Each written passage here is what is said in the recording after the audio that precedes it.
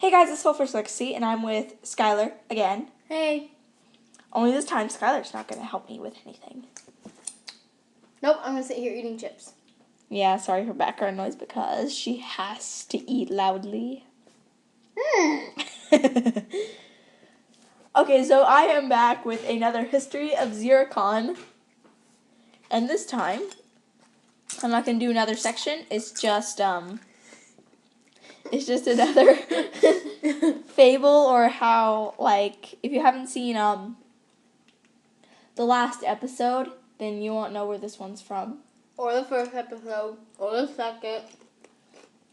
And so on. I think this is number 4. This is number 4. I was right. Mm-hmm. Shows I paid attention. Only this one is about Queen Feather and King Falcon. Skylar just rolled her eyes at me. Funny names. Hey, they're from the Sky Wolves. It would make sense. Feather, Falcon. Oh, I just realized that too. Retard. Sorry. Okay, so I'm gonna start. What? She just threw. What did you do? It can wait on the floor. Okay, so no one on the video can wait. Okay. Sorry for the loud noise. That was me throwing the iPod on the ground. I know, right? Okay.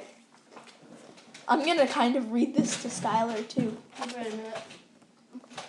Oh, don't make noise. Sorry, this is a very long one. No, my longest one's about an hour. Jeez! I recorded it in choir. Like, I took the iPad and I hit the record button and I walked in the choir room, set it down, and I recorded the entire period. I want to hear that. Not really. We didn't sound that good. I still want to hear. And the funny thing was, no one knew. Oh no, no one knew. Okay, so back to the story. There was once a pair of sky wolves that were the least wealthy of the city. They had a pup, and they named her Feather. As years passed, Feather grew to love aerial maneuvers. She made her own up and displayed them for all to see. One day, at the age of 14, she was challenged by a solid gray male to a flying race. The first one to fly down with the water at the waterfall to make it to the top of the tallest peak and ended a dive to land on the cliff where the sky wolves watched them. Feather agreed to do the race next week. She tried to perfect her move and skills, making a few ones up. After a hard day, she curled up with a favorite scroll on flying lessons, and she read one of the most complex moves in the scroll, the power dive. At this time, the wolf has to flip over and flap their wing. No. The wolf has to climb to the highest peak and fly upside down for exactly 3 seconds before tucking in their wings and free-falling. At this time, the wolf has to flip over and flap their wings for 4 beats, tuck them in for another free fall. Feather studied it and the following day practiced, but to no avail. After a week passed, she was ready to face the wolf who would challenge her. She waited for him at the waterfall, and as soon as everyone was ready, he flew to the waterfall and got his wings ready. A wolf howled, signaling for them to go. Feather was amazed at his speed, but she realized that his techniques were sloppy. She had an advantage in aerial maneuvers, but she still had to beat him in the dive. As they climbed the peak, Feather started to have doubts on whether or not she was right to say yes to the race.